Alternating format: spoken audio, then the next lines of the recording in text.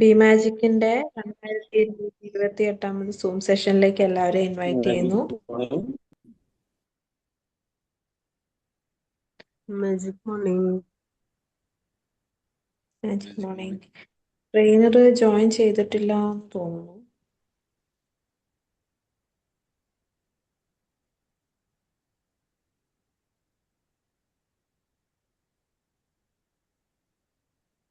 ഈ iPhone Redmi not 6 pro ഇത് trainer ആണോ അതോ നമ്മുടെ ടീം മെമ്പേഴ്സ് തന്നെയാണോ? ട്രെയിനർ അല്ല. ടീം മെമ്പർ ആണ്. ഞാനൊന്ന് കോണ്ടാക്ട് ചെയ്ത് നോക്കട്ടെ.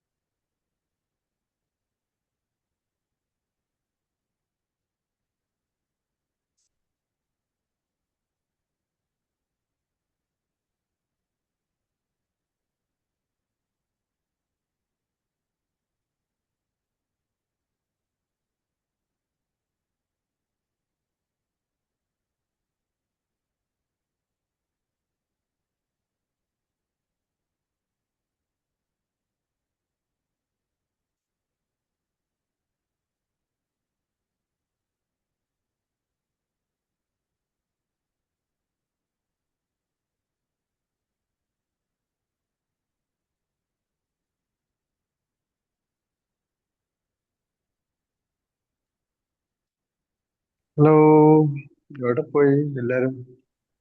ഇന്ന് മൊത്തം ക്യാമറ ഓഫാണ്.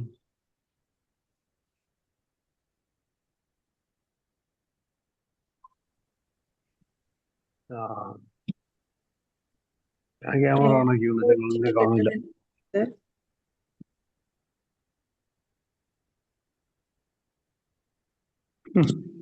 ഹലോ, ഞാൻ ഓഡിബിൾ ആണോ? യെസ്. ട്രെയിനറെ കണക്ട് ചെയ്യാൻ പറ്റുന്നില്ല.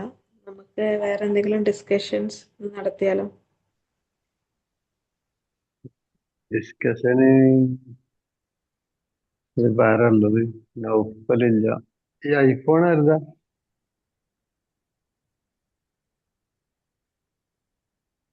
വെറും ഐഫോൺ ഉണ്ടല്ലോ, അതാരുതാ? ഷൈനിയാണോ? ഷൈനിയേക്കാരല്ലേ? ഓക്കെ.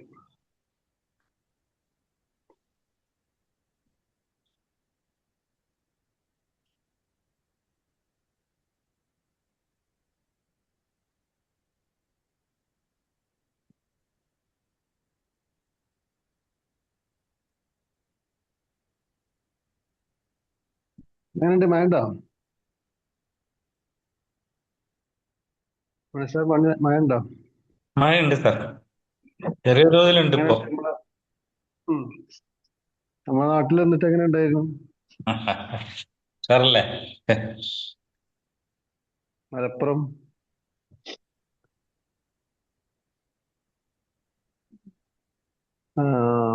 അപ്പോ നമ്മള് ചെറുതായിട്ട് ഒരു ഹൗസ് നടത്തി. മത്സരത്തിനും എല്ലാരെയും ക്ഷണിച്ചിട്ടൊന്നുമില്ല. ഇനി ഓരോരുത്തരായിട്ട് വരിക. എല്ലാവരുടെയും വന്നാലും ഇവിടെ ഉൾക്കൊള്ളാനുള്ള സ്ഥലമില്ലായിരുന്നു, അതാണ് വിളിക്കാത്തത്.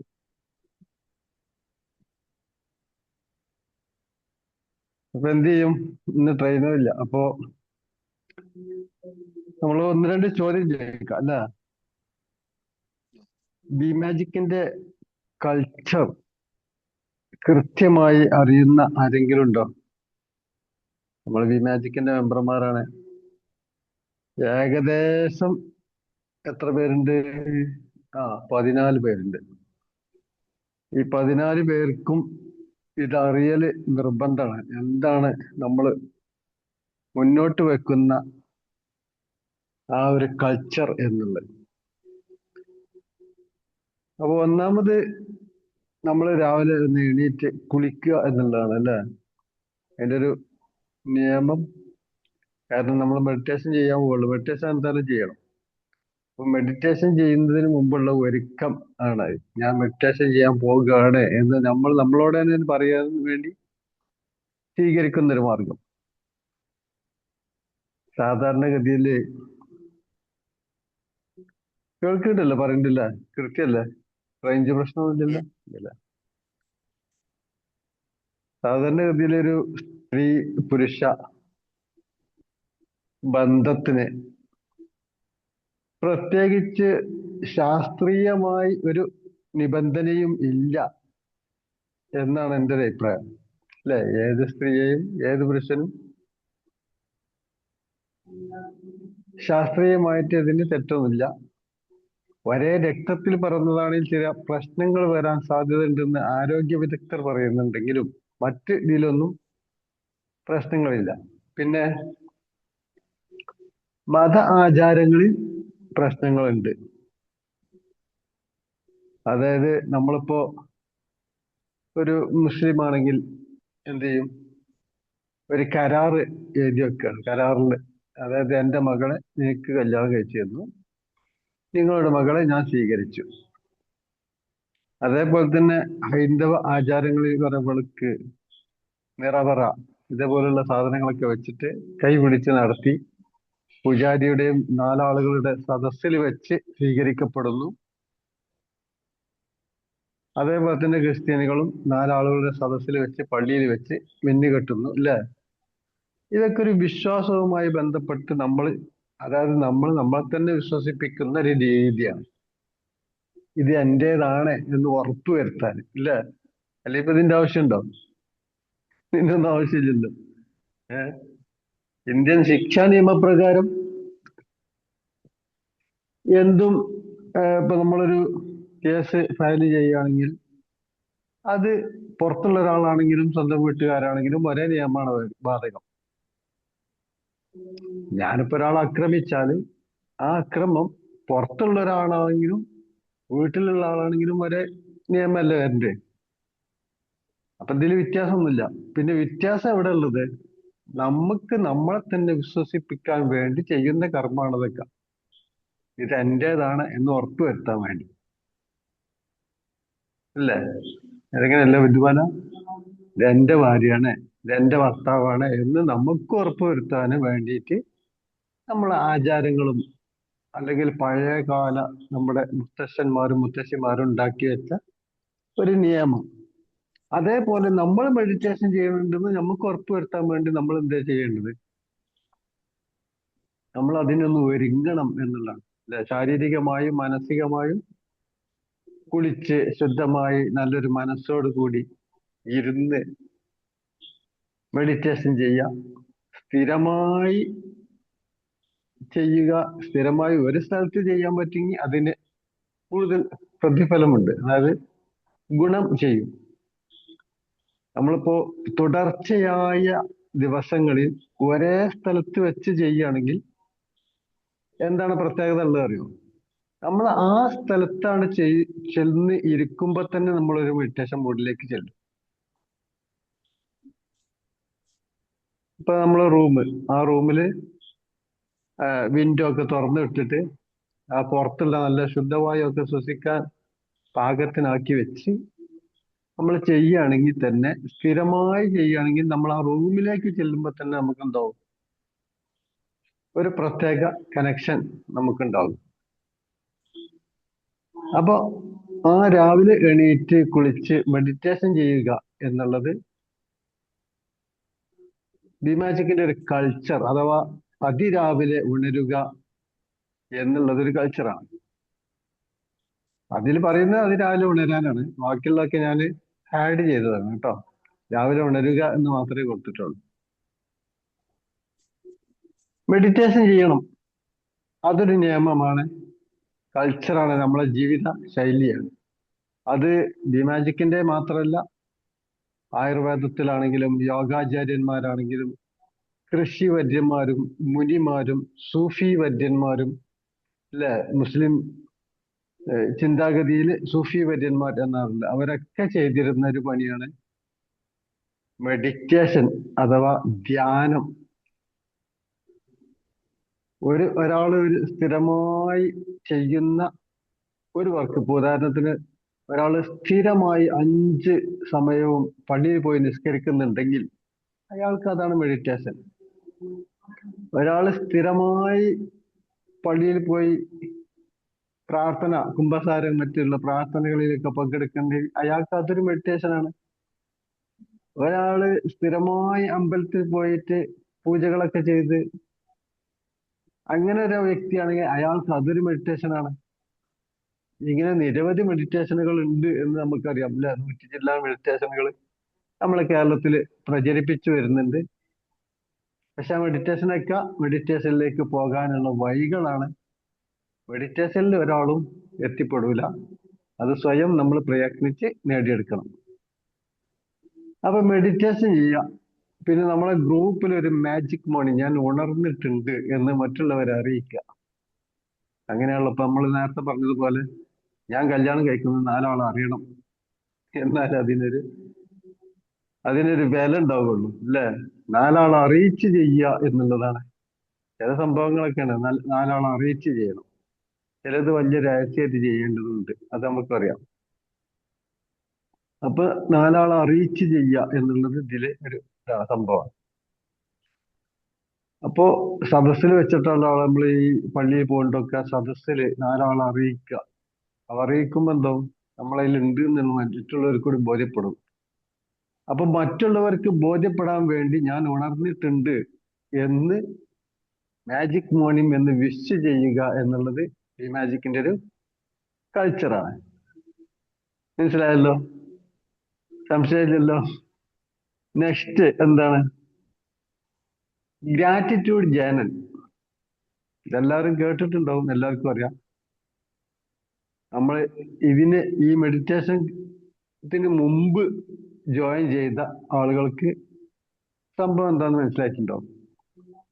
ഇപ്പൊ വിധുബാലൊക്കെ ഇത് സ്റ്റാർട്ട് ചെയ്തപ്പോ തന്നെ ജോയിൻ ചെയ്തിട്ടുണ്ട്. അപ്പൊ സ്റ്റാർട്ട് ചെയ്യുമ്പോൾ ജോയിൻ ചെയ്തവർക്ക് ഗ്രാറ്റിറ്റ്യൂഡ് ജേണൽ എന്താണെന്ന് അറിയാം. എന്താണ് ഗ്രാറ്റിറ്റ്യൂഡ്? അത് നന്ദി. നമുക്ക് ലഭിച്ച ഓരോ അനുഗ്രഹത്തിനും നന്ദി എഴുതുക എന്നുള്ളതാണ്, അല്ലെങ്കിൽ പറയുക. അപ്പൊ അത് നമ്മൾ ചെയ്യാറുണ്ട്. പിന്നെ മൈൻഡ് ക്ലീനിങ്ങിന് വേണ്ടി ലോകത്ത് എല്ലാ രാജ്യങ്ങളിലും ഉപയോഗിക്കുന്ന ഒരു തെറാപ്പിയാണ് ശരിക്കും ഫോർഗീവ്നെസ് തെറാപ്പി എന്ന് പറയുന്നത് അല്ലേ. അപ്പോ ഫോർഗീവ്നെസ് പറഞ്ഞാൽ നമ്മൾ ചെയ്ത ഏതെങ്കിലും രീതിയിലുള്ള തെറ്റുകൾക്ക് മാപ്പ് ചോദിക്കുക, മറ്റുള്ളവർ നമ്മളോട് ചെയ്തതിനും നമ്മൾ മാപ്പ് കൊടുക്കുക എന്നുള്ളതാണ്.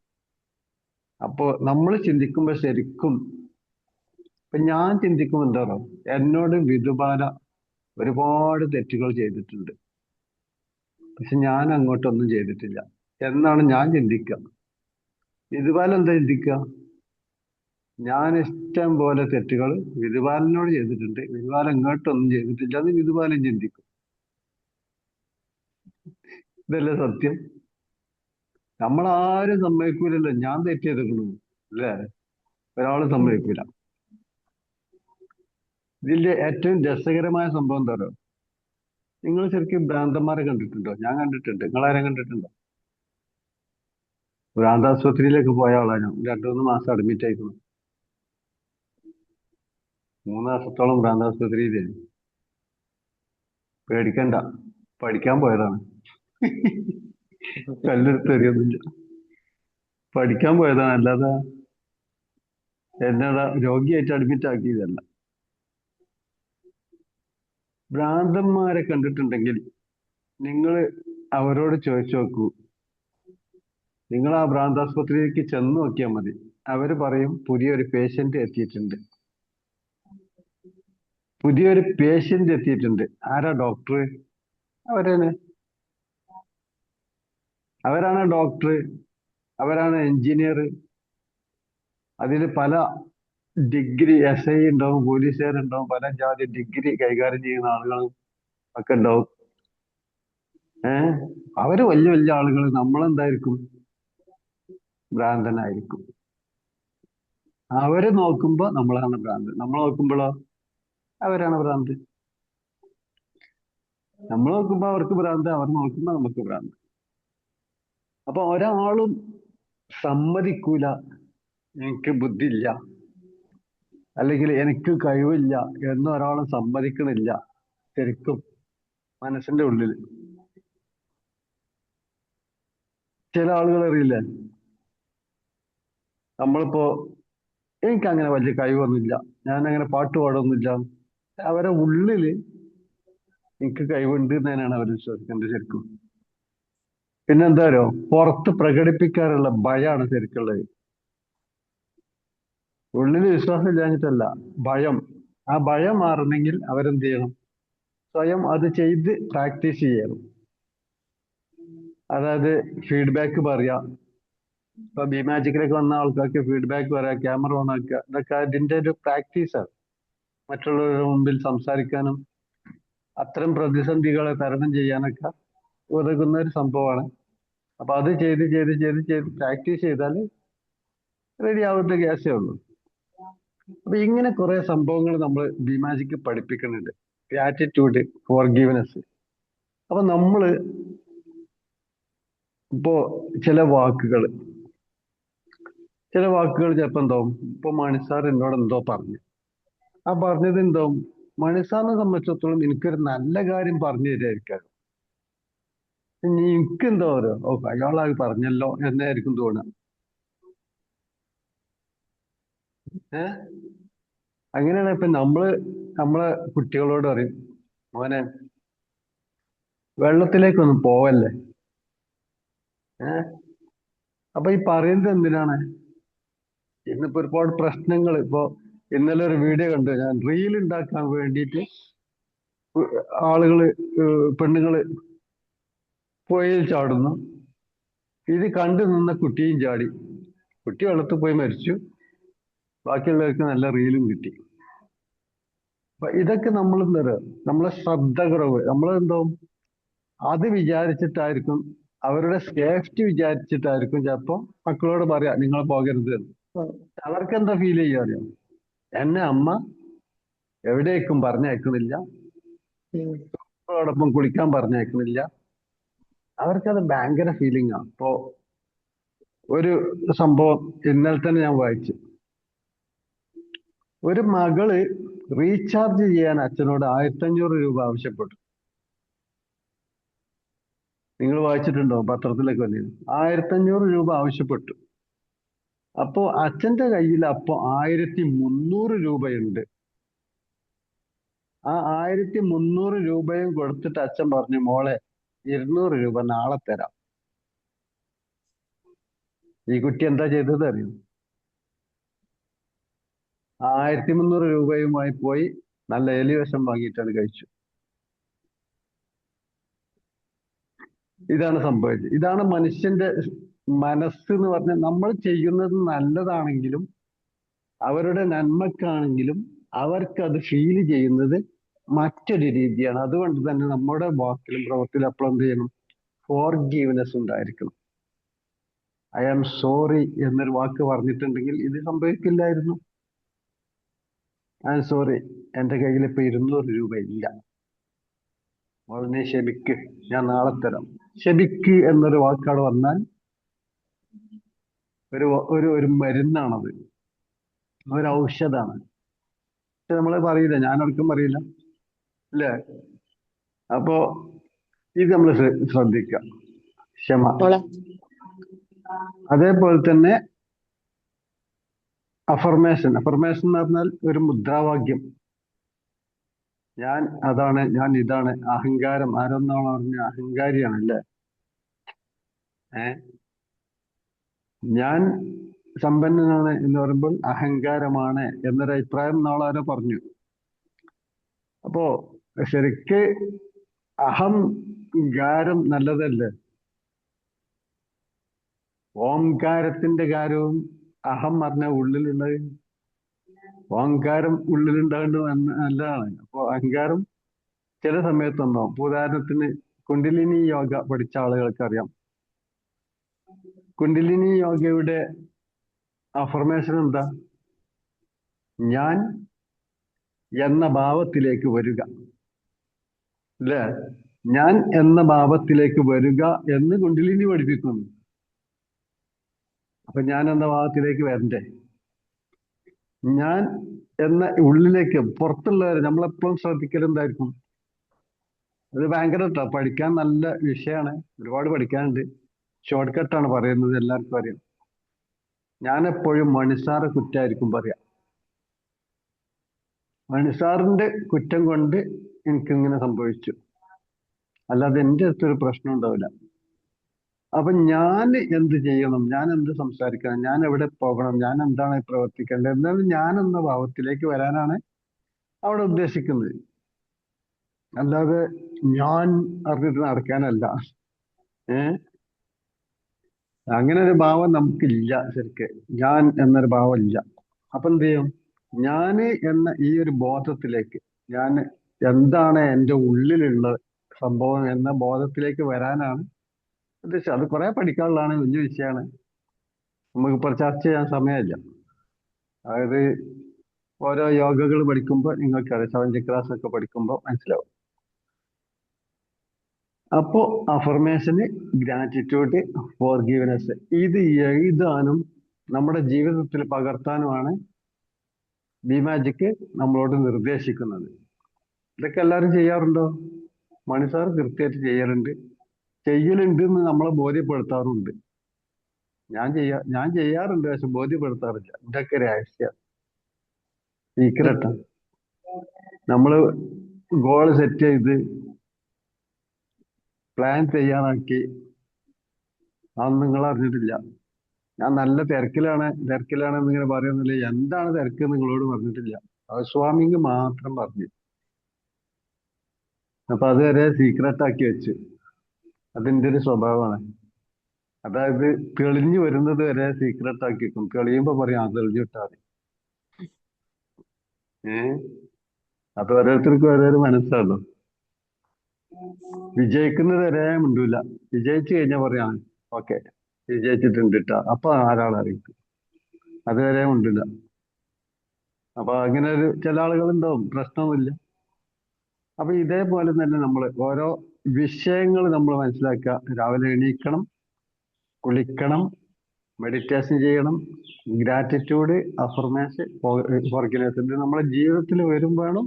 നമ്മളത് എഴുതും വേണം, വായിക്കും വേണം, ജീവിതത്തിൽ പകർത്തും വേണം. പിന്നെന്താണ്? നേരത്തെ കിടന്നുറങ്ങാം. നേരത്തെ ഉണരണമെങ്കിൽ നേരത്തെ ഉറങ്ങണം, അല്ലേ? നേരത്തെ ഉറങ്ങണമെങ്കിൽ എന്ത് ചെയ്യണം? നേരത്തെ ഭക്ഷണം കഴിക്കണം. ഉറങ്ങുന്നതിന് 1 മണിക്കൂർ മുമ്പെങ്കിലും ഭക്ഷണം കഴിക്കണ്ടേ? അല്ലെങ്കിൽ 2 മണിക്കൂർ മുമ്പെങ്കിലും ഭക്ഷണം കഴിക്കണം. അപ്പൊ ഒരു 9 മണിക്ക് ഉറങ്ങണമെങ്കിൽ 7 മണിക്ക് ഭക്ഷണം കഴിക്കേണ്ടി വരും. 7 മണിക്ക് ഭക്ഷണം കഴിക്കണം, 9 മണിക്ക് ഉറങ്ങണം. ഈ ഒരു ജീവിത രീതിയിലേക്ക് നമ്മൾ വന്നാല് ബി-മാജിക് എന്ത് പറയുന്നു, അല്ലെങ്കിൽ ലോകശാസ്ത്രങ്ങൾ എന്ത് പറയുന്നു എന്നതിലപ്പുറം ഞാൻ നിങ്ങൾക്ക് 100% ഗ്യാരണ്ടി തരാം, ഒരുവിധപ്പെട്ട പ്രശ്നങ്ങളൊന്നും നിങ്ങൾ കേൾക്കൂല. രോഗം മാത്രമല്ല, ഒരുവിധപ്പെട്ട പ്രശ്നങ്ങളൊന്നും, നെഗറ്റീവുകളൊന്നും നിങ്ങളെ ബാധിക്കുന്ന പ്രശ്നമില്ല. കാരണം നമ്മുടെ മുമ്പിൽ ഒരു എനർജി വലയം ഉണ്ടാകും. അതുകൊണ്ട് തന്നെ അത് കണ്ടുപിടിക്കാൻ നിൽക്കാത്ത ആളുകളൊക്കെ ഉണ്ട് കേട്ടോ. സ്കാനിങ് യന്ത്രങ്ങളുണ്ട്, അല്ലേ? കണ്ടുപിടിക്കാനുള്ള യന്ത്രങ്ങളുണ്ട്. ചില മനുഷ്യരെ തന്നെ കണ്ടുപിടിക്കും. ചില ആളുകൾ ഇങ്ങനെ നടന്നു വരുമ്പോ തന്നെ അവർ കണ്ടുപിടിക്കുക, ഇതിന്ന ആളാണ്, ഇതിന്ന വ്യക്തിയാണ് എന്നുള്ളത് അവർക്ക് പെട്ടെന്ന് മനസ്സിലാവും. ഇത് ഒരു അത്ഭുത സിദ്ധി ഒന്നല്ല, നമുക്ക് നേടിയെടുക്കാൻ പറ്റാവുന്നതാണ്. എങ്ങനെ? ഓ വിധു ഈ പുഴയില് അല്ലെങ്കിൽ എന്താണ് പറയുക, കടലിലോ ഇങ്ങനെ വെള്ളം കെട്ടി നിൽക്കുന്ന സ്ഥലത്ത് സ്വിമ്മിങ് ചെയ്യാറുണ്ടോ, നീന്താറുണ്ടോ? സ്വിമ്മിംഗ് പൂളിലല്ല. അടുത്തേ പോവാറില്ല, പേടിയാണ്. അതാ കണ്ടോ, പേടിയാണ്. കാരണം ഇതിനെ കണ്ടാൽ തന്നെ അറിയാം ഇത് നീന്തൂല. സ്വിമ്മിങ് ചെയ്യൂല. എന്താ കാരണം അറിയോ? അത് ചെറുപ്പത്തില് വിലക്കിയതാണ്. ചെറുപ്പത്തിൽ ആരോ വിലക്കിയതാണ് പോകരുത്. അപ്പൊ പോകരുത് എന്ന് പറയുമ്പോൾ നമ്മുടെ മനസ്സിലുണ്ടാകുന്ന ആ ഒരു ഭയമാണ് ഇവിടെ സംഭവിച്ചത്. അപ്പൊ നമ്മളും ചെയ്യുന്നത് എന്താണ്? ശരിക്കും പോകരുത് എന്നല്ലേ പറയുന്നത്. നമ്മൾ പോകരുത് എന്ന് പറയാൻ പാടില്ല. നമ്മൾ പോകണം അവരുടെ കൂടെ, സ്വിമ്മിങ് പഠിപ്പിക്കണം. പക്ഷെ നമ്മളെ അടുത്ത് ശ്രദ്ധ വേണം, അല്ലാതെ തടിയല്ല വേണ്ടത്. അവരോടുള്ള സ്നേഹം കൊണ്ട് നമ്മൾ തടയരുത്. നമ്മളടുത്ത് ശ്രദ്ധ വേണം. ഇങ്ങനെ ഒരാൾ എൻ്റെ കൂടെ ഉണ്ട് എന്ന് ശ്രദ്ധ ഉണ്ടായാൽ മതി. നമുക്ക് പിടിച്ചാൽ കിട്ടുന്ന സ്ഥലത്ത് മാത്രം സ്വിമ്മിങ് ചെയ്താൽ മതി. വലിയ ആയങ്ങളിലേക്ക് വിടണ്ട, അല്ലേ? ആള് മുങ്ങിയാൽ എനിക്ക് എടുക്കാൻ കഴിയും എന്ന ബോധ്യമുള്ളടത്ത് സ്വിമ്മിങ് ചെയ്യിച്ചാൽ മതി. അപ്പൊ അങ്ങനെയൊക്കെ ചെയ്യുമ്പോഴാണ് അവർക്കൊരു കോൺഫിഡൻസ് ഉണ്ടാകുക. അപ്പൊ ഇതൊക്കെ ഒരു 10 വർഷം കഴിഞ്ഞാല്, 10 വർഷം കഴിഞ്ഞിട്ട് ഒരാള് ഏതെങ്കിലും കുളത്തിലോ അല്ലെങ്കിൽ ആറിലോ സ്വിമ്മിങ് ചെയ്യുന്നത് ഒരാൾ കണ്ടാൽ, നീന്തുന്നത് ഒരാൾ കണ്ടാൽ, ഇത് ചിലപ്പോ അന്ന് ഒരു അത്ഭുത പ്രവൃത്തിയായി മാറും. ഇയാളെന്തോ, അല്ലേ, ഇയാളെന്തോ അത്ഭുത സിദ്ധിയുള്ള ആളാണ്, വെള്ളത്തിന്റെ മുകളിലൂടെ പോകുന്നു. അത് നമുക്കിപ്പോ അത്ഭുതമല്ല. കാരണം നമുക്ക് പല ആളുകൾക്കും സ്വിമ്മിങ് ആണ്. ഞാനൊക്കെ നല്ല സ്വിമ്മിങ് ആണ്. പുഴ നിറഞ്ഞിരിക്കുന്ന സമയത്തൊക്കെ കിടമക്ക് പോകും. അത് ചെറുപ്പം മുതലേ ശീലിച്ചതാണ്. പറഞ്ഞതനുസരിക്കാത്ത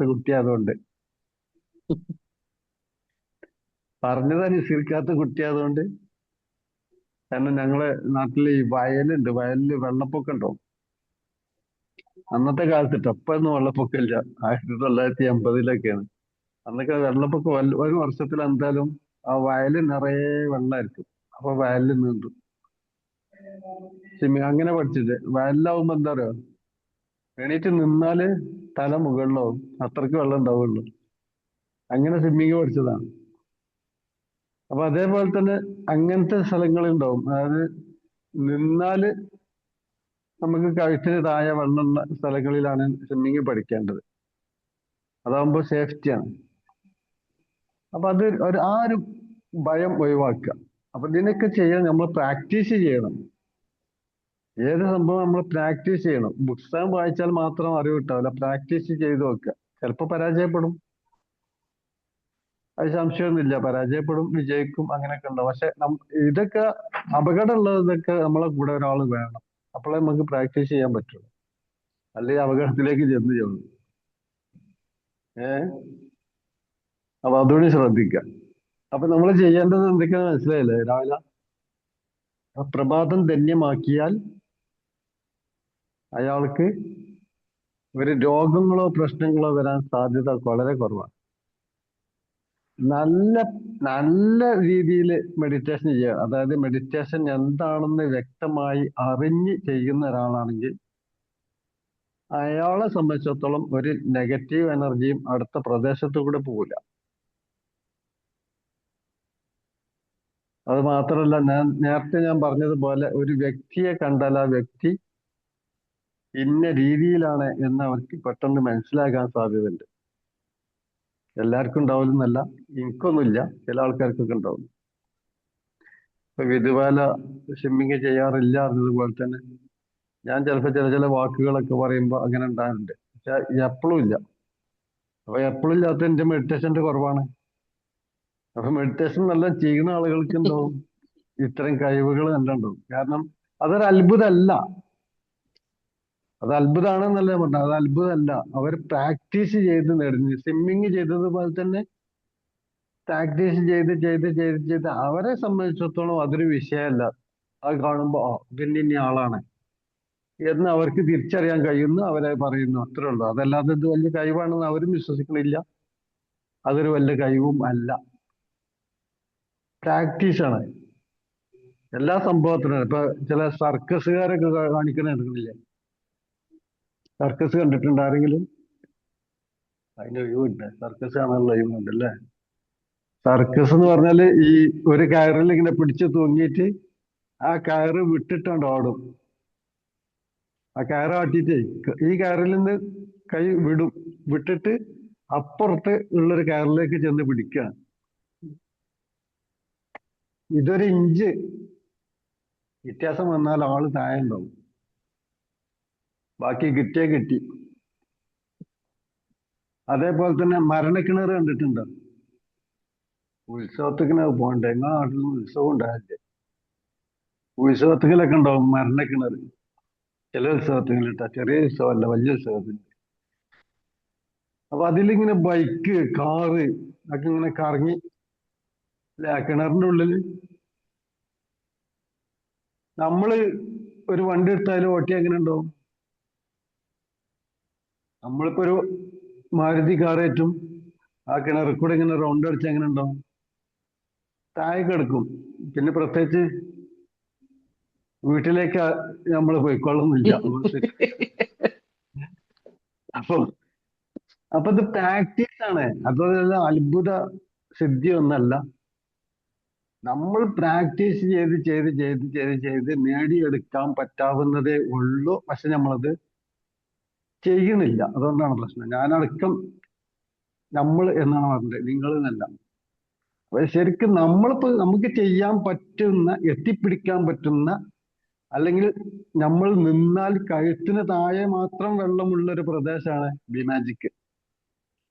പ്രാക്ടീസ് ചെയ്യാൻ പറ്റിയ, അല്ലേ, സ്വിമ്മിങ് പഠിക്കാൻ പറ്റിയ ഒരു കുളമാണ്. ഇവിടെ നമ്മൾ എന്ത് ചെയ്യാം? എല്ലാ ദിവസവും വരിക, ഫീഡ്ബാക്ക് പറയാൻ ശ്രമിക്കുക. ഫീഡ്ബാക്ക് പറയാം. രാവിലെ എണീക്കുക, കുളിക്കുക. നമ്മൾ ചെയ്യുന്ന മെഡിറ്റേഷൻ, സേഫ് സാറ് മെഡിറ്റേഷൻ ആണെങ്കിലും ശരി, ഇനി വിപിൻ സാർ ആര് മെഡിറ്റേഷൻ ആണെങ്കിലും ആ മെഡിറ്റേഷനിൽ ഒന്ന് പങ്കെടുക്കുക. എന്നിട്ട് ക്യാമറ ഒക്കെ ഓണാക്കി, പറ്റാവുന്ന രീതിയിൽ ക്യാമറ ഓണാക്കിയിട്ട് സംസാരിക്കാൻ ശ്രമിക്കുക. നല്ല ഭക്ഷണം കഴിക്കണം, നല്ല വെള്ളം കുടിക്കണം. ഇതൊക്കെ ശീലമാക്കുക. മനസ്സിൽ നിന്ന് ഫോർഗീവ്നെസ് ചെയ്യാൻ ശ്രമിക്കുക. പലതും നമ്മളോട് ഇങ്ങോട്ട് ചെയ്തതും നമ്മൾ അങ്ങോട്ട് പറഞ്ഞതും ഒക്കെ ഫോർഗീവ്നെസ് ചെയ്യിക്കുക. ഗ്രാറ്റിറ്റ്യൂഡ് ശീലമാക്കുക. അത് നമ്മുടെ മൈൻഡിലും വേണം, നമ്മുടെ ജീവിതത്തിലും വേണം. ജീവിതത്തിൽ പകർത്താൻ ശ്രമിക്കുക, എഴുതും വേണം. ജീവിതത്തിൽ പകർത്തുക എന്ന് പറഞ്ഞപ്പോ, ഇന്നലെ ഞാൻ കോഴിക്കോട് ഒന്ന് കറങ്ങി ചെറുതായിട്ട്, ഒരു അരമണിക്കൂർ ഒക്കെ ഉണ്ടാവുള്ളൂ. ചെറിയൊരു ആവശ്യത്തിന് പോയതാണ്. അതുകൊണ്ട് തന്നെ പെട്ടെന്ന് പോയിട്ട് പെട്ടെന്ന് തിരിച്ചു വന്നിട്ടുണ്ട്. എന്നാലും നമ്മൾ ഇവിടുന്ന് ഒരു 1.5 മണിക്കൂർ യാത്ര ഉണ്ടല്ലോ. ആ യാത്ര ചെയ്ത് അവിടെ ഒരു ചെറിയ ഹോട്ടലിൽ കയറിയിട്ട്, ആ ബസ് സ്റ്റാൻഡിലുള്ള ഹോട്ടലിൽ തന്നെ, വേറെ എവിടേക്കും പോയിട്ടില്ല, കാരണം അതിനുള്ള ടൈമില്ല. അവിടെ പോയി ഒരു ചായ ഒക്കെ കുടിച്ച്,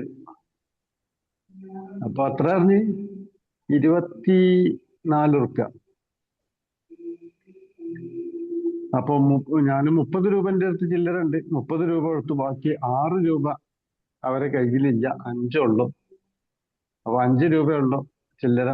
അല്ലെങ്കിൽ നിങ്ങൾ 4 തന്നാളി. അതുകൊണ്ട് ഞാൻ പറഞ്ഞു അത് മതി, 5 ആണെങ്കിൽ 5 തന്നാളി. ഇനി അതില്ല, ഈ പ്രശ്നമൊന്നുമില്ല, 5 റുപ്യ അല്ല, അതുകൊണ്ടൊന്നും നമുക്കൊന്നും സംഭവിക്കാൻ പോണില്ല എന്ന് പറഞ്ഞു. അത് തന്നപ്പോ, ആ 5 രൂപ തന്നപ്പോ ഞാൻ താങ്ക് യു പറഞ്ഞു.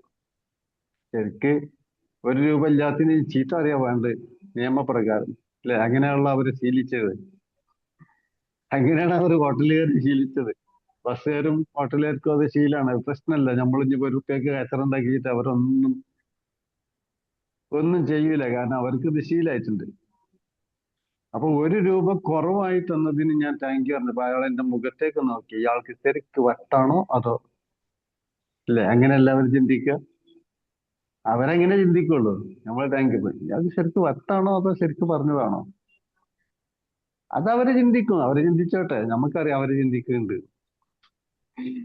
ഒന്ന് നോക്കി. അപ്പൊ ഞാൻ ചിരിച്ചിട്ട് ബോധം ചെയ്തു.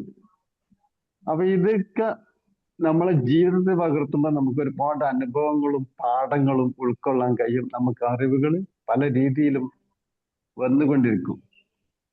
ഇപ്പൊ നിങ്ങൾ പറഞ്ഞല്ലോ, ഓരോ വിഷയത്തിലും നമുക്ക് ഏറ്റവും വലിയ നേട്ടം എന്താ അറിയോ?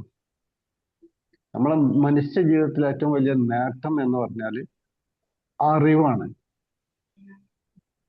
അത് പുസ്തകം വായിച്ചിട്ട് നേടിയെടുക്കുന്ന ആളാണ് നമ്മള് ബഷീർ സാറ്. പക്ഷെ ഞാൻ പുസ്തകം വായിക്കൽ വളരെ കുറവാണ്. എപ്പോഴെങ്കിലും ഒരു പുസ്തകം വായിക്കൂല എന്നല്ല എൻ്റെ അർത്ഥം. പക്ഷെ ആ ഒരു സ്കെയില് വെച്ച് അളന്നാൽ, അതായത് ബഷീർ സാറിന്റെ സ്കെയില് വെച്ച് അളക്കുകയാണെങ്കിൽ ഞാൻ പുസ്തകം വായിക്കാത്ത ഒരാളാണ് ശരിക്കും. എപ്പോഴെങ്കിലും ഒരു പുസ്തകമൊക്കെ വായിക്കുള്ളൂ. പക്ഷെ എനിക്ക് എന്തെങ്കിലും ഒരു അറിവ് കിട്ടുന്നുണ്ടെങ്കിൽ അത് മെഡിറ്റേഷനിലൂടെയാണ്. അത് ശരിക്കും അറിയാവുന്ന കുറച്ച് ആളുകൾ ഇവിടെ ഉണ്ട്. എൻ്റെ അറിവ് എന്താണെന്നും എങ്ങനെയാണ് അത് കിട്ടുന്നതെന്നും അറിയാവുന്നവര് നമ്മളെ ബി മാജിക്കിൽ ഉണ്ട് കേട്ടോ. ഇല്ല എന്നല്ല ഞാൻ പറഞ്ഞിട്ടുണ്ട്. എന്നെ പറ്റി ശരിക്കും അറിയാവുന്നവരുണ്ട്. അപ്പോ ഇത് നമുക്ക് എല്ലാവർക്കും നേടിയെടുക്കാൻ കഴിയും. അതിനായി ശ്രമിക്കുക. ആളില്ല എന്ന് പറഞ്ഞപ്പോ എന്തെങ്കിലുമൊക്കെ ഒന്ന് പറയണ്ടെന്നില്ലായിരിക്കും പറഞ്ഞതാണ്. മുഴുവൻ ചിലപ്പോൾ ഒരു മണ്ടത്തരായിരിക്കും, ക്ഷമിക്കുക. Okay, thank you.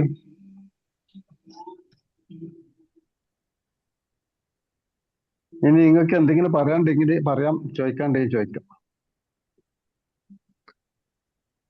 സാർ വളരെ നന്നായിട്ടുണ്ടായിരുന്നു ക്ലാസ്. നല്ലൊരു ഓർമ്മപ്പെടുത്തലും ഒരു നമ്മളെ ശ്രദ്ധ നമ്മളെ ഈ സേബേഴ്സ് കൾച്ചറിലേക്ക് കൊണ്ടുവരാനും പറ്റി എന്നുള്ളതാണ്. അപ്പൊ ഇന്ന് പറഞ്ഞ കാര്യങ്ങളൊക്കെ തന്നെ ഈ മെഡിറ്റേഷൻ ആയാലും അതിൻ്റെതായ ഗുണങ്ങൾ വളരെ വലുത് തന്നെയാണ്. അപ്പം സാറ് പറഞ്ഞ പോലെ മെഡിറ്റേഷനിലാണ് സാറിന് കൂടുതൽ താല്പര്യം. അതിൻ്റെ ശരിയായ റിസൾട്ട് കിട്ടിയ ഒരാളുമാണ് നമുക്ക് ബോധ്യപ്പെട്ടിട്ടുണ്ട്. അപ്പം ഇത്തരം ക്ലാസ്സുകളിൽ ഒരു ഗ്രേറ്റ് ലീഡറായിട്ട് മുന്നോട്ട് ഇത്രയും കാലം പോകാൻ സാധിച്ചത് തന്നെ അതിൻ്റെതായിട്ടുള്ള ഒരു മികവുകൊണ്ട് മാത്രമാണ്. അപ്പോൾ പലപ്പോഴും ഇതേപോലെ നമ്മളെ ക്ലാസ് എടുക്കാൻ വരുന്ന ആൾക്കാരെ ഒരു ദൗർലഭ്യം വരുന്ന സമയത്ത് അതിന് അപ്പൊ തന്നെ ഒരു പേച്ചടയ്ക്കുന്ന മാതിരി റസാഖ് സാർ വരികയും പല ടോപ്പിക്സ് ഉണ്ട്, പല കാര്യങ്ങൾ ഉണ്ട്. ആയുർവേദ ആയാലും ശരി, അക്യുപഞ്ചർ ആയാലും ശരി, ഹിപ്നോതെറാപ്പി ആയാലും ശരി, എന്തൊക്കെ കാര്യങ്ങളുണ്ട്, ലീഡർഷിപ്പ് ക്വാളിറ്റി, നമ്മൾ പെരുമാറ്റ രീതികളൊക്കെ നാടൻ ശൈലിയിൽ വളരെ നല്ല ചുരുങ്ങിയ എക്സാമ്പിളോട് കൂടിയിട്ട് നമുക്ക് തന്നിട്ടുണ്ട്. അപ്പൊ ഇന്ന് സാർ പറഞ്ഞതിന്റെ കൂടെ നമ്മളെ റീഡിങ്ങും എക്സസൈസും കൂടി ഉണ്ട് എന്നൊന്ന് ഓർമ്മപ്പെടുത്തുക. നമ്മളെ കൾച്ചറിൽ അതും കൂടി ഒന്ന് വന്നിട്ടുണ്ട്. നമ്മൾ എന്തെങ്കിലുമൊക്കെ കുറച്ച് പേജെങ്കിലും, ഒരു 10 പേജെങ്കിലും വായിക്കുക, അല്ലെങ്കിൽ കഴിയുന്നത്ര പേജ് വായിച്ചിട്ട് റീഡിങ് ഒരു ഹാബിറ്റ് ആക്കി കൊണ്ടുവരിക. അതുപോലെ തന്നെ ഈ എക്സസൈസും അതിന്റെ പ്രാധാന്യം കൂടിയുണ്ട്, യോഗ എക്സസൈസ് ഒക്കെ. അപ്പൊ അത് നമ്മൾ നടത്തുന്ന സമയത്ത്, ഡെയിലി ഇത് ചെയ്യുന്ന സമയത്ത് പ്രാക്ടീസ് ആയിട്ട് മാറുകയും ഹാബിറ്റായി മാറുകയും നമ്മളിലേക്ക് പലതരം ഗുണങ്ങൾ വന്നുകൊണ്ടിരിക്കും. എല്ലാവർക്കും അറിയുന്ന കാര്യം തന്നെയാണ്. പക്ഷെ എന്നാലും ഒരു മടി, ഒരു പിന്നോട്ട് വലിക്കൽ എന്നുള്ള ആൾക്ക് പലരും ഇതിന്ന് ബാക്ക് ചെയ്യാണ്. അപ്പൊ ശരിക്കും സാർ പറഞ്ഞ മാതിരി രാവിലെ എഴുന്നേൽക്കുമ്പോൾ തന്നെ എന്തെങ്കിലും ഒരു നല്ല പ്രവർത്തനം ചെയ്യുക, ഒരു മെഡിറ്റേഷൻ ചെയ്തു കഴിഞ്ഞാൽ ഒന്ന് ഫ്രഷായി ഫ്രീ ആയി ഒരുപാട് നെഗറ്റീവ് എനർജി നമ്മളിലേക്ക് വരുന്നത് ഒഴിവാകുന്നുണ്ട് എന്നുള്ളത്. അത് പലപ്പോഴും ആൾക്കാർക്ക് അറിയില്ല. ശരിക്കും അറിഞ്ഞാലും അത് അറിയാത്ത പോലെ നടിക്കും എന്നുള്ളതാണ്. അപ്പൊ ഒരു പോസിറ്റീവ് എനർജി നിങ്ങളിലേക്ക് ഡെയിലി ഇങ്ങനെ വരും. അപ്പൊ അത് ഇങ്ങനെ ചേർന്നിട്ട് ഈ പറഞ്ഞ പോലെ സാറ് പറഞ്ഞ ഒരു ഓറ നമ്മളിലേക്ക് ഉണ്ടാകും. മറ്റുള്ളവർക്ക് ചിലർക്ക് കാണാൻ പറ്റും. സാറ് പറഞ്ഞ പോലെ ഈ ഒരു യന്ത്രങ്ങളൊക്കെ ഉണ്ട്, ഇപ്പൊ എക്സ്റേ ഒക്കെ ഉണ്ട്. അത് നോക്കിക്കഴിഞ്ഞാൽ അവർക്ക് അറിയാൻ പറ്റും ഇങ്ങനെ ഉണ്ട്. ഇപ്പൊ പഴയ വൈദ്യന്മാര് നമ്മളെ നോക്കി കണ്ട് ഒന്ന് ടച്ച് ചെയ്താൽ തന്നെ എന്തൊക്കെ രോഗങ്ങൾ, എന്തൊക്കെ വിഷമങ്ങളെന്ന് ശരിക്കും മനസ്സിലാകുന്ന പോലെ തന്നെ ഇപ്പൊ അത് യന്ത്രങ്ങളിൽ കൂടെ ഒക്കെ സാധിക്കുന്നുണ്ട്. അപ്പോൾ നമ്മളൊന്ന് ഈ ജന്മം ഒന്ന് സഫലമാക്കാനും ഇത്തരം നമ്മളെ ബി മാജിക്കിന്റെ പ്ലാറ്റ്ഫോം ശരിക്കും ഉപയോഗപ്പെടുത്തുന്ന തന്നെയാണ് പറയേണ്ടത്. അപ്പൊ അതില് പിന്നെ ഈ പറഞ്ഞ പോലെ എക്സസൈസിന്റെ കൂടെ ചില സൽക്കർമ്മങ്ങൾ സോഷ്യലായിട്ട് ചെയ്യാനുള്ള നമുക്കൊരു മനസ്ഥിതിയും കൂടി വരണം. ചില ദാനധർമ്മങ്ങൾ ഉണ്ടെങ്കിൽ ചെറിയ തോതിൽ, അല്ലാത്ത ഒരു ഇതിലല്ല പറയുന്നത്. നമ്മൾ മറ്റുള്ളവരെ ഒരു പുഞ്ചിരി കൊണ്ടോ അല്ലെങ്കിൽ മറ്റുള്ള എന്തെങ്കിലും ഒരു സഹായം വഴി കാണിച്ചിട്ടോ വഴി പറഞ്ഞു കൊടുത്തിട്ടോ ഒക്കെ ചെയ്യുന്ന ഒരു സന്മനസ് ഉണ്ടാകുക എന്നുള്ളതാണ്. അപ്പം ഇന്ന് ഏറ്റവും നല്ല കാര്യം സാറ് പറഞ്ഞ പോലെ ഈ ഫോർഗീവ്നെസ്, മെഡിറ്റേഷനും ഈ ഗ്രാറ്റിറ്റ്യൂഡിന്റെ കാര്യങ്ങളൊക്കെ തന്നെയാണ് ഏറ്റവും വലിയ കാര്യങ്ങൾ. അപ്പൊ ഇന്ന് അത് കൂടുതൽ അതിലേക്ക് ഒരു ശ്രദ്ധ കൊണ്ടുവരുന്നതിനും നമ്മളിൽ ഒന്നുകൂടി ആ കാര്യങ്ങൾ ഒന്ന് ഫ്രഷ് ചെയ്യാനും പറ്റി എന്നുള്ളതാണ്. നന്നായിരുന്നു sir. Thank you very much. Thank you very much. Thank you Mani സാറേ. നമ്മള് ആ കൂട്ടത്തിൽ ഒരുപാട് സംഭവങ്ങൾ ഓർമ്മപ്പെടുത്താനുണ്ട്. പിന്നെ ടൈം ഇപ്പൊ ഒറ്റ ഉദാഹരണം പറഞ്ഞുതരാം. ഒരു മനുഷ്യന് വരുന്ന രോഗങ്ങളിൽ 100-ൽ പരം കാരണങ്ങൾ പറയുന്നുണ്ട്. രക്ത സർക്കുലേഷൻ ചെറിയ തോതിൽ കുറവായതുകൊണ്ട് സർക്കുലേഷൻ ചെറിയ തോതിൽ കുറവായതുകൊണ്ട്, ഇല്ലാഞ്ഞിട്ടല്ല, കുറവായത് കൊണ്ടുവരുന്ന ഒരുപാട് രോഗങ്ങൾ. ഒന്ന് നമ്മളെ ഫാമിലി ഹിസ്റ്ററി തന്നെ, ഏറ്റവും മുൻഗണനയിൽ ഫാമിലി സർക്കുലേഷൻ കുറഞ്ഞാൽ ആ ഫാമിലി തെറ്റിപ്പിരിയുന്നതാണ്. കാരണം എന്തൊക്കെ പറഞ്ഞാലും അതിന് ഒരു സ്ഥാനമുണ്ട്, ഇല്ലേ? സർക്കുലേഷന് ഒരു സ്ഥാനമുണ്ട്. രണ്ടാമത്തത് പറഞ്ഞാല് നമ്മളെ നാഡീ ഞരമ്പുകൾ, അതില് തരിപ്പ് വരിക, കടച്ചിൽ വരിക, അതേപോലെ തന്നെ വേദനകൾ വരിക, അതൊക്കെ സർക്കുലേഷന്റെ പ്രശ്നം. ഒരുപാട് പ്രശ്നങ്ങൾ, 100-ൽ പരം പ്രശ്നങ്ങൾ സർക്കുലേഷൻ ഇല്ലാത്തതിന്റെ പേരിൽ മാത്രം നമ്മളെ ശരീരത്തിലുണ്ട്. അതേപോലത്തെ ആക്റ്റീവ് ആകൂല ആള്, എന്ത് പറഞ്ഞാലും. പിന്നെ എന്ത് ചെയ്യാനും കോൺഫിഡൻസ് ഉണ്ടാവില്ല. അത് ചെയ്താൽ ശരിയാവില്ല എന്നുള്ള കോൺഫിഡൻസ് ഒക്കെ ഈ രക്ത സർക്കുലേഷൻ ഇല്ലാത്തത് കുറച്ച് കുറവായത് കാരണം മാത്രം വരുന്നത് ഒരുപാട് രോഗങ്ങൾ. നമ്മൾ ശ്വാസം എടുക്കുമ്പോ ശരിക്കും ശ്വാസകോശം വലുതാവും, അല്ലെ? ശ്വാസം ഇങ്ങനെ വലിക്കുമ്പോൾ ശ്വാസകോശം വലുതാവും. ഈ വലുതാകുന്ന സമയത്ത് രണ്ട് ഭാഗത്തുള്ളതാണ് ശ്വാസകോശം. അറിയാലോ, ഇവിടെ ഒന്നും പുറത്തൊന്നും ഉണ്ട്, അല്ലെ? രണ്ട് ശ്വാസകോശം, പുറത്തൊന്നും കണ്ടിട്ടുണ്ടാവും. അതിന്റെ സെൻട്രലിലാണ് ഹാർട്ട് എടുക്കുന്നത്. അപ്പൊ ഇതിണ്ട് വലുതാകുന്ന സമയത്ത് ഹാർട്ട് ഇങ്ങോട്ട് ഞെക്കുകയാണ്, ഹാർട്ടിനെ ഞെക്കും. ആ ഞെക്കണ സമയത്താണ് സർക്കുലേഷൻ സംഭവിക്കേണ്ടത്.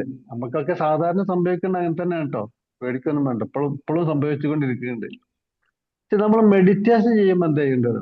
ശ്വാസം ഉള്ളിലേക്ക് ദീർഘമായി ശ്വാസം എടുക്കുമ്പോൾ അതിശക്തമായ രീതിയിൽ ശരീരത്തിലേക്ക് സർക്കുലേഷൻ ചെയ്യുന്നുണ്ട്.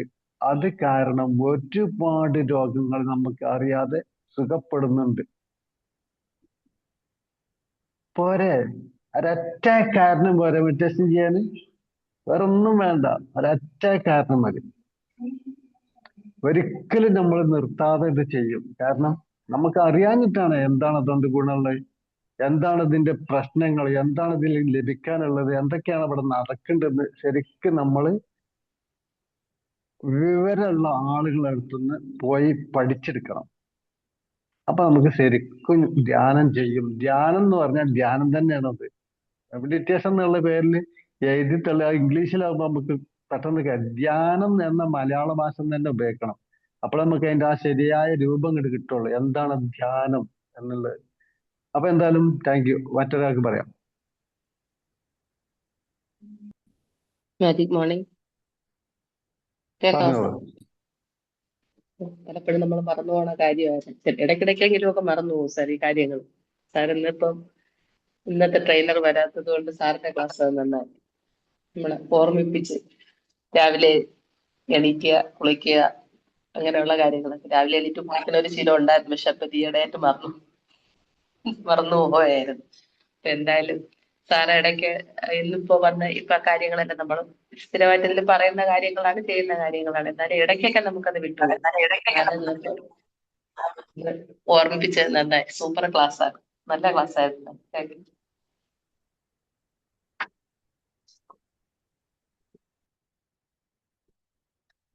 അതിന്റെ സംഭവം എന്താ പറയുക, അതിന്റെ ഗുണം മനസ്സിലാക്കാഞ്ഞിട്ടാണ്. കുളി, നമ്മള് ഇപ്പൊ ഉദാഹരണത്തിന് കയ്യില് എന്തെങ്കിലും ഇടി അങ്ങനെ എന്തെങ്കിലും സംഭവിച്ചാല് നമ്മൾ തൈലം തേക്കാറില്ല, അല്ലെ? തൈലം അല്ലെങ്കിൽ ബാമ്പ്, മൂവ് ഒക്കെ തേക്കാറുണ്ട്, അല്ലെ? പുറത്ത് മൂവ് പുരട്ടിയാൽ എങ്ങനെ ഉള്ളിലെ വേദന മാറും?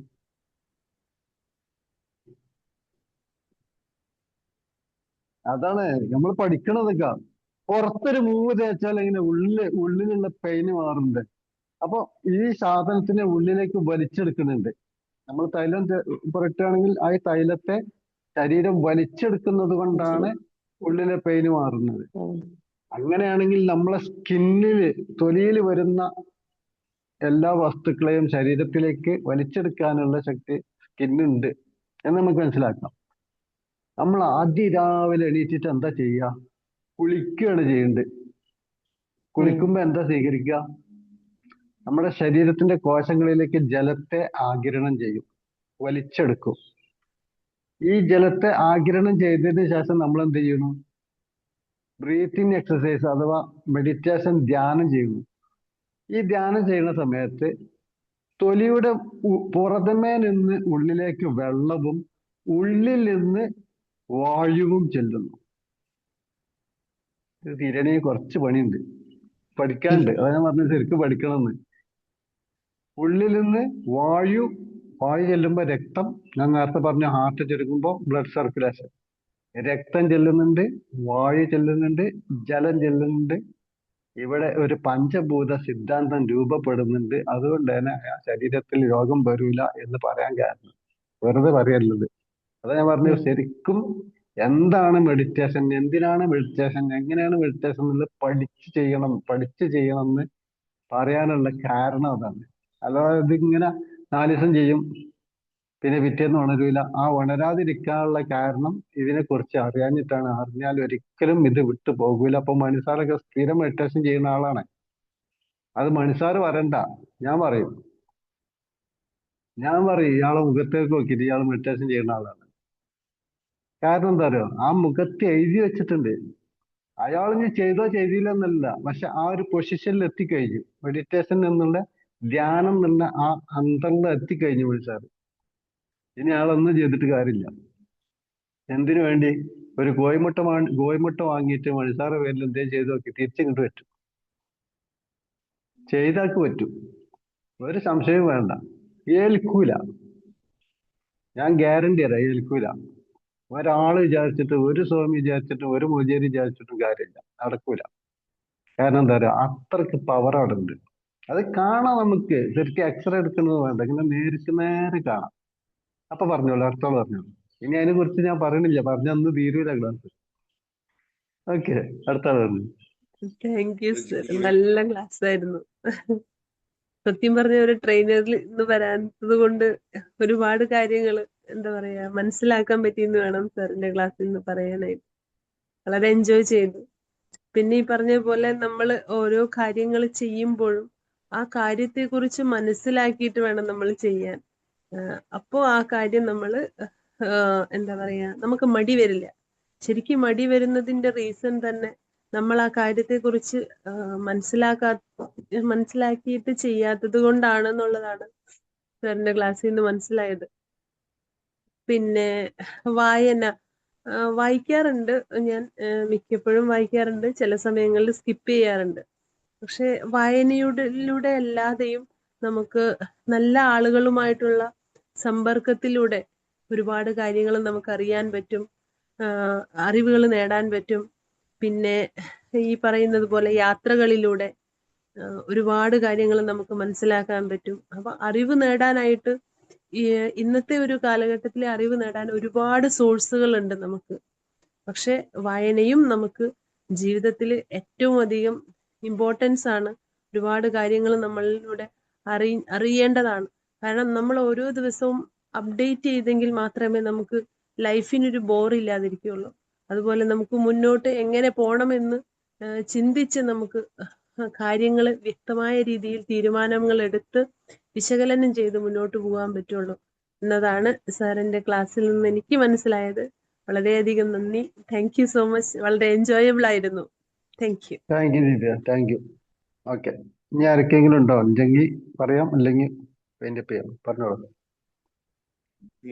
അന്നത്തെ ട്രെയിനർ ഇല്ലാത്തതുകൊണ്ട് മറ്റേ റസാഖ് സാറിന്റെ ക്ലാസ് നന്നായിട്ടുണ്ട്. കാരണം നമ്മൾ ചെയ്തു വരേണ്ട ഓരോ കാര്യങ്ങളും ഉണർത്തിയതായിരുന്നു. കാരണം നമ്മളെ ശ്രദ്ധിക്കാതെ ചില കാര്യങ്ങളൊക്കെ അത് വിട്ടുപോകുന്നുണ്ട്. അത് വീണ്ടും കേൾക്കുമ്പോൾ തുടർച്ചയായിട്ട് അത് ചെയ്യണം എന്നുള്ളൊരു പ്രചോദനം ഇതിലൂടെ മനസ്സിലാക്കി, ഇതിന്റെ പ്രാധാന്യം മനസ്സിലാക്കി. എന്താണ് മെഡിറ്റേഷൻ ചെയ്താൽ എന്താ കിട്ടുന്ന ഗുണങ്ങളെ പറ്റിയിട്ടും ഓർഗനൈസെ പറ്റിയിട്ടൊക്കെ സാറിന് ക്ലാസ് എടുത്ത് നന്നായിട്ടുണ്ട്.